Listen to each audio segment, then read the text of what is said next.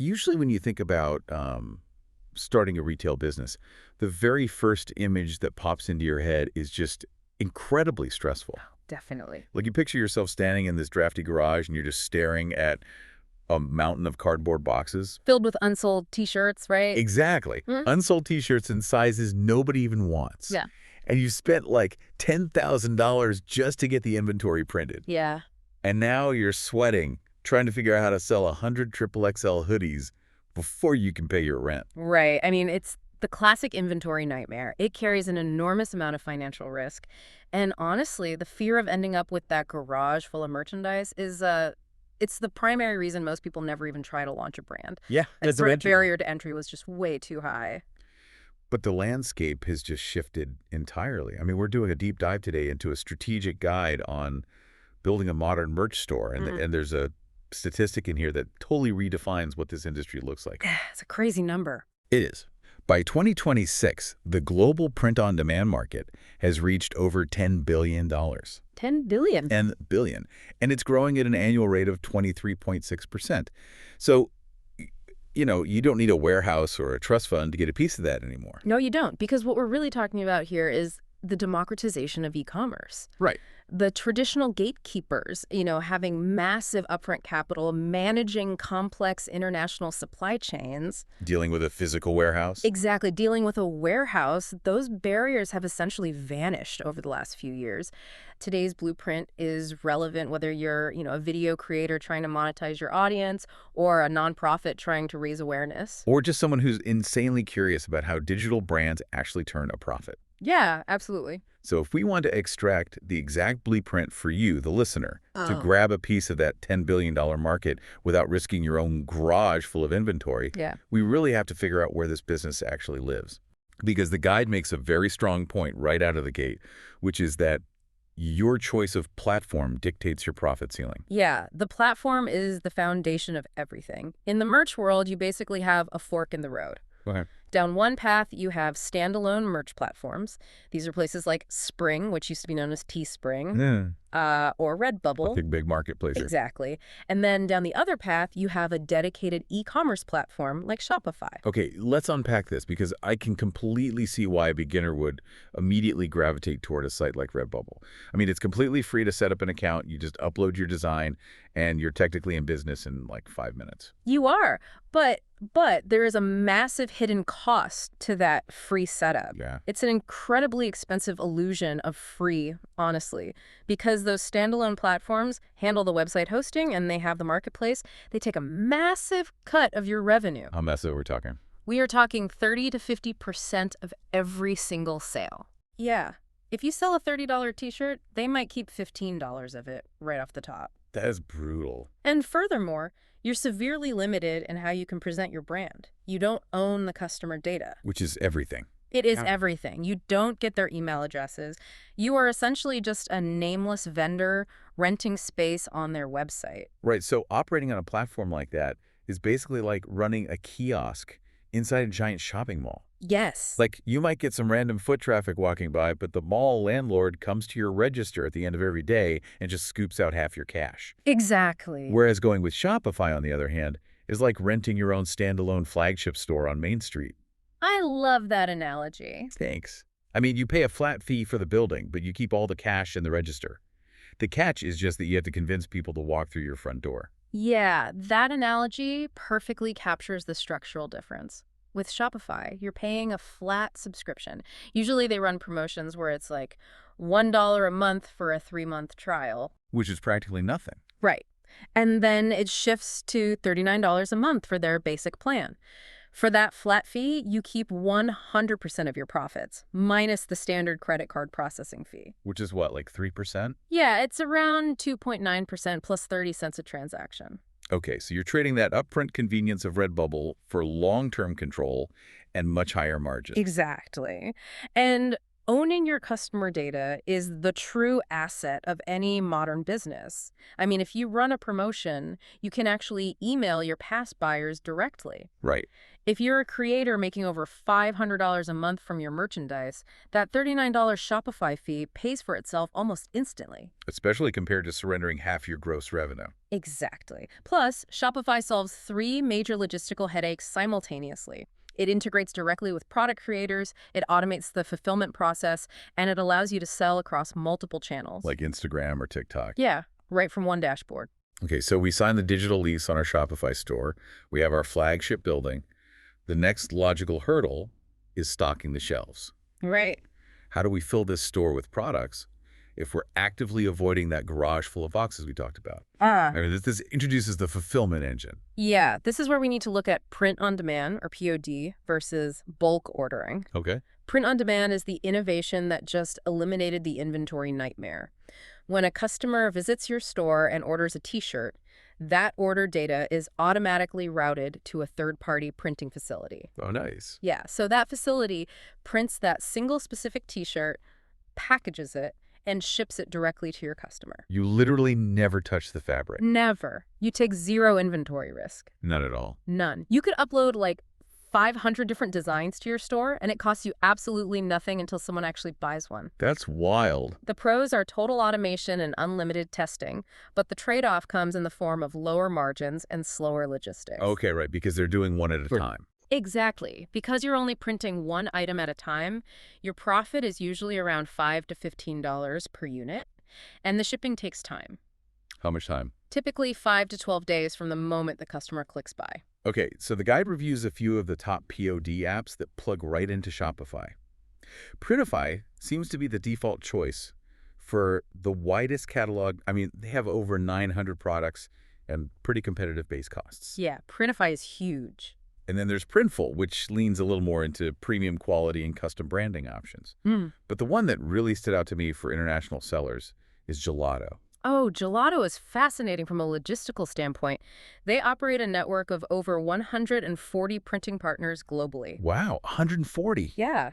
So if you're based in the U.S., but a customer orders your hoodie from Germany, Gelato routes that order to a facility in Germany. It prints locally. Oh, that's incredibly smart. It is. This cuts international shipping times from a sluggish 15 days down to a very respectable 5 to 8 days.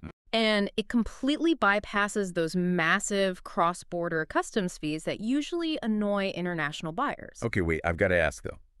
I'm looking at this standard 5 to 12 day shipping window for normal POD, and I've got to be honest, I'm getting a little anxious just thinking about it. Right. Because we live in an Amazon Prime world. People expect drones to drop packages on their porch like 6 hours after they order. If a customer has to wait 2 weeks for a hoodie, I feel like you're going to bombard my inbox with complaints. How is that slow shipping not a massive conversion killer? It's the most common fear for anyone starting out, absolutely. But the source material provides a brilliant psychological strategy to neutralize that exact problem. Let's hear it. It's all about how you frame the wait time. You simply add a highly visible note on your product page and your checkout page that says, each item is custom printed just for you. Oh, wow. That completely changes the narrative. It changes everything. You instantly reframe what is technically a logistical delay into a premium bespoke customization feature. The customer is no longer annoyed waiting for a sluggish warehouse worker to find their item. They are waiting patiently for an artisan to craft their custom piece. That is amazing. Yeah, when you manage the expectation up front and explain why it takes a little longer, the friction almost entirely disappears. That is just consumer psychology at its finest. Yeah. Just changing the framing from a delay to a feature. But, you know, even with POD, the guide doesn't recommend relying on it forever. Right.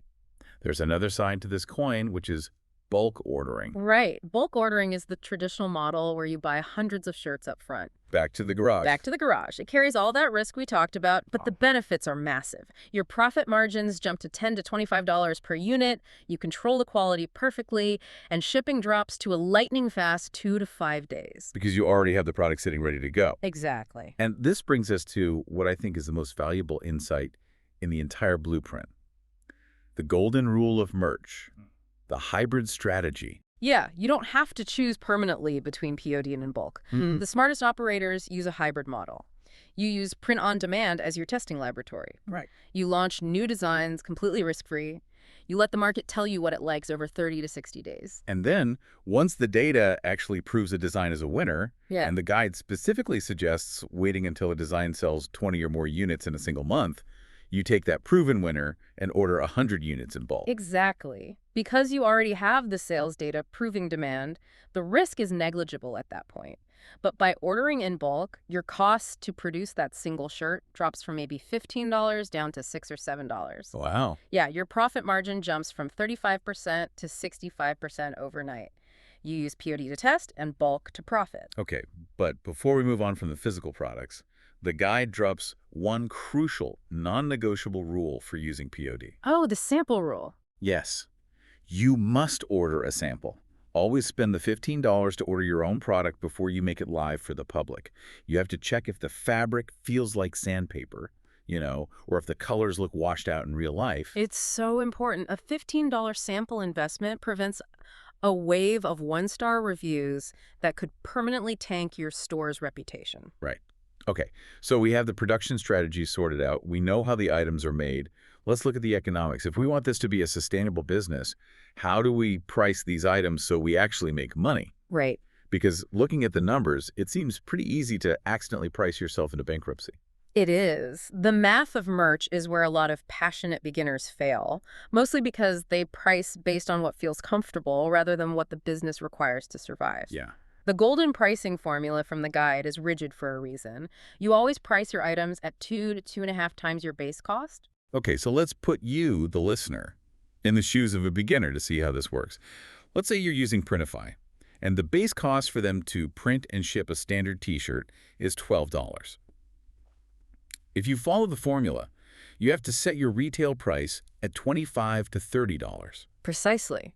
If your base cost on a coffee mug is $6, it must retail for $16 to $20.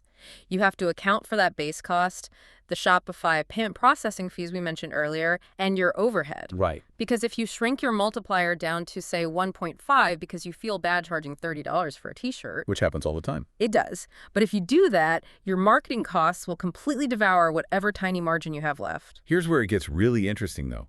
The math actually removes a lot of the pressure here when you look at the baseline fixed costs. Let's tally it up for a solo starter. Let's do it. You have the $39 Shopify plan. You've got a custom domain name, which averages out to about $1 a month. And let's allocate $50 a month to run some basic social media ads. Your total fixed monthly overhead is roughly $90. Which, honestly, for running a global retail operation is astonishingly low overhead. Exactly. And if your average profit per order using that 2.5x multiplier is roughly $15, you only need 6 sales a month to break even. 6 sales? 6 sales. It creates this 6-sale safety net. You don't need to go viral on TikTok to millions of strangers to keep the lights on.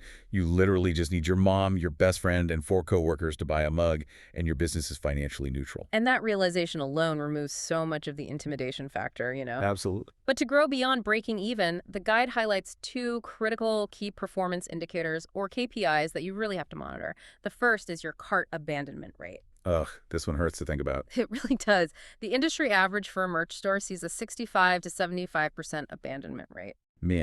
Meaning out of every 10 people who put a shirt in their digital shopping cart, 7 of them close the window before typing in their credit card. So why does that happen? Well, life happens. Their kid cries, their lunch break ends, or they just get distracted. But the mechanism to fight this is actually built right into Shopify. You can set up automated abandoned cart emails. Oh, nice. Yeah, if someone enters their email at checkout but doesn't finish buying, the system automatically sends them a gentle reminder 2 hours later. Usually something like, hey, you left this behind. Simple. Right. Just by nudging them and removing the distraction, you can recover 5 to 15% of those lost sales without lifting a finger. And the second KPI is the repeat purchase rate, right? Yes. A healthy brand sees 15 to 25% of its customers come back and buy again within 6 months. Okay. If your repeat purchase rate drops below 10%, that is the market waving a giant red flag at you. It means people bought your products once, received it, and decided the quality or the design variety wasn't good enough to ever buy from you again. Which brings up the core driver of those sales in the first place. The math only works if people genuinely want to wear what you're selling. Exactly. We have to look at design psychology. Right. And the most common trap is designing what you personally think looks cool in your bedroom, rather than what a complete stranger will confidently wear to the grocery store. Yes. The guide isolates 3 specific traits of high-converting merch designs. First is identity signaling. Okay, identity signaling. It's powerful. The design has to communicate the wearer's membership in a specific community, fandom, or belief system. If a shirt says, introverted dog dad, it instantly broadcasts 2 specific pillars of that person's identity to the world. The second trait ties right into that, which is it needs to be a conversation starter. Right. Like the imagery or the text should prompt someone in line at the coffee shop to say, hey, I love that shirt. Where'd you get it? Exactly. And the third trait is probably the most counterintuitive one, subtlety. Subtlety has a much broader appeal than loud, aggressive graphics. You want designs that are clever, maybe an inside joke for a niche community, rather than something that just screams for attention. I have to challenge that point, though. Okay. Because I look around online and I see massive YouTubers or mega influencers selling out hoodies that have their giant neon logos plastered across the entire chest. Oh, sure. They look like walking billboards, and they make millions. If they're doing it, why is that a bad strategy for a normal store? It's a great question, and the guide addresses this exact phenomenon. You have to understand the difference between an established superfan and a casual consumer. Right. Those oversized influencer logos only sell because the creator has millions of rabid followers whose primary goal is to support that specific person. The logo is a status symbol within that specific fandom. But if you are starting from scratch or building a sustainable brand without a cult of personality behind it, a stranger is not going to wear your giant logo. Subtlety and niche inside jokes will always outconvert a billboard logo when you're selling to the general public. That makes perfect sense. They aren't buying the logo, they're buying the identity. Exactly. The guide also heavily emphasizes curation. Yeah. It really warns against taking one funny quote and just blindly slapping it onto 50 different products. Yeah, don't do that. You should curate 3 to 5 great designs across a handful of carefully chosen products. Right. Curation requires discipline. The blueprint introduces a concept called the design kill threshold. I love that name. It's brutal but effective. If a design gets 100 views on your website but generates 0 sales within a 30-day window, you have to kill it. Just delete it. Delete it from the store, even if you spent hours making it. If it isn't selling, it's just cluttering your storefront and causing decision fatigue for your customers. Speaking of things you have to delete, we really need to navigate the fastest way to get your store permanently banned. The intellectual property minefield. Oh, this is an absolute zero-tolerance zone for POD platforms. Yeah. They use automated software to actively scan every image you upload. And the biggest trap beginners fall into is the concept of fan art. Right. People assume that if they draw a popular cartoon character or a superhero in their own unique art style, they are legally protected. They are not. No. Unlicensed derivative works of Disney, Marvel, NFL teams, or celebrity likenesses will trigger an immediate ban. Yep. It doesn't matter if you drew it yourself. If it infringes on their IP, your account gets shut down, and you lose access to your business. You have to stick to original artwork, properly licensed assets, or public domain elements. And if you're sitting there thinking, well, I don't know how to draw original art, the tools available today totally solve that. What does the guide suggest? It points to platforms like Canva for building clean, text-based designs, or Kittl, which uses AI-assisted generation to help you create complex, professional graphics legally. Or, you can always hire specialists on freelance platforms like Fiverr. Okay, so let's assemble the pieces we have so far. We have legally safe, psychologically optimized designs.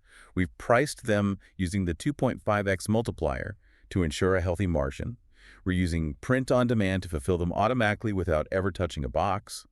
The final piece of the puzzle is, how do we get a customer to look at our digital storefront? Right, the marketing approach. And this entirely depends on your starting point.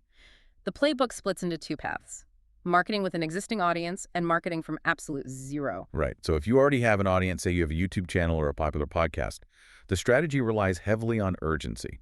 The guide recommends using 72-hour limited drops. Yeah. You announce a unique design, and you explicitly state it will only be available for 3 days. That window drives intense FOMO, the fear of missing out. forcing your audience to make a purchasing decision immediately rather than procrastinating. But if you're building a brand from scratch with a zero audience, you can't rely on FOMO because nobody knows who you are yet. Right. You have to intercept people who are already looking to buy. This is where you rely on free listings via Google Shopping and a strategy called long-tail SEO. Okay, let's break down how long-tail SEO actually works. If you optimize your product page just for the keyword hoodie, you are going to war with Nike, Amazon, and Gap. You will never win that search result. Exactly, you're invisible. Instead, you target a highly specific multi-word phrase. That's the long tail. You optimize your page for introverted dog dad oversized hoodie. Okay, yeah. The search volume for that exact phrase is much lower, obviously. But the person typing that into Google knows exactly what they want to buy in that exact moment. You intercept high-intent buyers. And for paid advertising, the guide suggests using TikTok and Instagram ads that target those exact niche interests. Right. But it gives a strict metric to follow, a 3x return on ad spend, or ROAS. Right. For every $10 you feed into the advertising machine, it needs to spit out $30 in revenue. If your ROAS dips below 2x, you pause the campaign immediately and try a different video or image. Yeah, you have to be ruthless with that. But getting them to click the ad is only half the battle. Once they're on your site, your logistical setup becomes your final marketing tool, specifically your shipping strategy. The guide strongly advises creating a free shipping threshold, usually set between $50 and $75. And I have to say, I have fallen victim to this psychological trap more times than I can count. I mean, we all have. The data shows that implementing a free shipping threshold increases a store's average order value by 15 to 25%. It's amazing how our brains justify it. I'll have a $30 t-shirt in my cart. Shipping is going to cost me $5. Instead of just paying the $5, I will actively hunt through this store to find a $20 mug I didn't even want, just to cross the $50 threshold and get free shipping. I spend $20 to save $5. Yep. Consumers absolutely despise paying for logistics. They want to pay for physical items. Right. And for the orders that don't reach that free shipping threshold, the guide emphasizes using a flat shipping rate, something predictable like $4.99 or $6.99. You should never, ever use dynamically calculated shipping rates at checkout. Right, because it triggers checkout sticker shock. Precisely. Imagine a customer is excited to buy a $25 shirt. They go to checkout, type in their zip code, and the system calculates a shipping rate of exactly $8.43. That's just so specific. Yeah, that highly specific, seemingly arbitrary number feels penalizing. It makes the customer stop and reevaluate the entire purchase, which leads to that massive cart abandonment rate we discussed earlier. A flat rate feels subsidized and expected. If we connect this to the bigger picture, the entire marketing funnel really just boils down to managing expectations and removing friction. And if you remove the friction, the system basically runs itself. I mean, we've covered an incredible amount of ground today. We really have. We've laid out how you can launch a digital flagship store using a trial on Shopify. We explored how print on demand completely neutralizes the fear of sitting on unsold inventory and how you can reframe shipping times to sound like a premium service. We walked through the economics, too, enforcing that 2.5x pricing multiplier to ensure profitability and understanding the relief of the 6-sale safety net. Yeah, we tackled design psychology, realizing that subtlety and identity signaling will always beat a giant logo. And we learned how to use long-tail SEO to find the exact customers who want what we're selling, pushing them over the edge with a free shipping threshold. And eventually, using the hybrid model to order bulk inventory once the data proves the design is a guaranteed winner. Exactly. So for you listening, you now hold the tactical, data-backed blueprint for the 2026 merch landscape. The technical barriers that existed 5 years ago are completely gone. The crippling financial risk of upfront inventory is gone. The only variable left in this equation is your own creativity and discipline. But stepping back for a second, this accessibility raises a fascinating, perhaps slightly uncomfortable question that I'd like to leave you with. Ooh, all right. If the barrier to entry is essentially zero, if AI tools can generate professional artwork in seconds, and global printing networks can deliver a product to someone's door without you ever touching it, the physical merchandise market will inevitably become infinitely saturated. It has to. I mean, if anyone can spin up a pristine store in an afternoon, the sheer volume of options will be staggering. Exactly. So in a world where a high-quality physical product is no longer an impressive feat, does the merchandise itself even matter anymore? Or will the future of e-commerce rely entirely on the authenticity of the human connection, the story, and the community standing behind the product?